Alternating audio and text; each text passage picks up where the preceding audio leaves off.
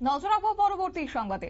সোমবার রাতে বিধ্বংসী অগ্নিকাণ্ডে পুড়ে ছাই হয়ে গেছে বসতঘর এবং তারপরে সেখানকার বাসিন্দাদের পাশে দাঁড়িয়েছেন বিধায়ক রতন চক্রবর্তী। অবশ্য যে বিষয়ে জানা গেছে, এই অগ্নিকাণ্ডের ঘটনা পূর্ব চাম্পামুড়া গ্রাম পঞ্চায়েতের সেবাধাম এলাকার দলীয় কর্মী বিশ্বজিৎ দাসের বাড়ি সম্পূর্ণভাবে ভস্মীভূত হয়ে গেছে এবং আজ তার বাসভবনে গিয়ে সংশ্লিষ্ট মর্মাহত পরিবারের সদস্যদের পাশে দাঁড়ালেন স্থানীয় বিধায়ক রতন চক্রবর্তী এবং সেই সঙ্গে তিনি কিছু আর্থিক সাহায্য করেছেন এবং সমস্ত রকমের ক্ষতিপূরণ দেওয়ার ব্যাপারে ক্ষতিগ্রস্ত পরিবারের সদস্যদের আশ্বস্ত করেছেন বিধায়ক রতন চক্রবর্তী। কি রয়েছে ওনার বক্তব্যে, শুনুন।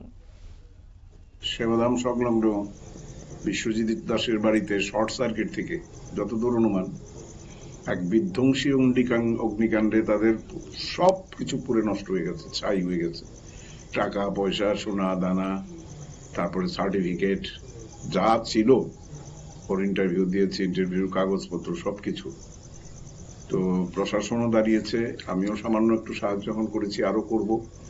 যেভাবেই হোক এই ক্ষতিপূরণ একদিনে তো সম্ভব হবে না, তবে ধীরে ধীরে ওদেরকে হাইয়েস্ট ক্ষতিপূরণ যেটা ডিজাস্টারের দেওয়া হয় সেটাই দেওয়া হবে। এখনো আমার এসডিএম এর সঙ্গে কথা হয়েছে, শুধু ওই ফায়ার ব্রিগেডের রিপোর্টটা যাওয়ার জন্য অপেক্ষা।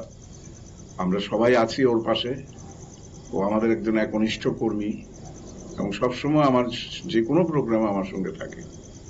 মানে আমার মনে হচ্ছে যেন নিজের বাড়ি পুড়েছে। তো আমাদের সব কার্যকর্তারাও আছে ওনার সঙ্গে। আমরা আবার ধীরে ধীরে আগের জায়গায় ওকে ফিরিয়ে আনবো।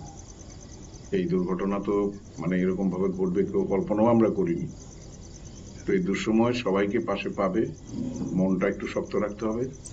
আবার আগের মতো আমরা সবকিছু ঠিকঠাক করে দেবো। কাগজপত্র যেগুলো আপনারা শুনলেন বিধায়ক রতন চক্রবর্তীর বক্তব্য। অবশ্য বিধ্বংসী অগ্নিকাণ্ডে পুড়ে ছাই হয়ে গেছে দলীয় কর্মী বিশ্বজিৎ দাসের বাড়ি এবং যার ফলে তিনি আজকে ওনার বাড়িতে ছুটে গেছেন এবং একই সঙ্গে দলীয় অন্যান্য কার্যকর্তারাও গেছেন ওনার বাড়িতে এবং তারপরে সমস্ত রকমের সাহায্য প্রদানের আশ্বাস দিয়েছেন বিধায়ক। নিয়ে নিচ্ছে ছোট্ট একটি বিজ্ঞাপন বিরতি, সঙ্গে থাকুন।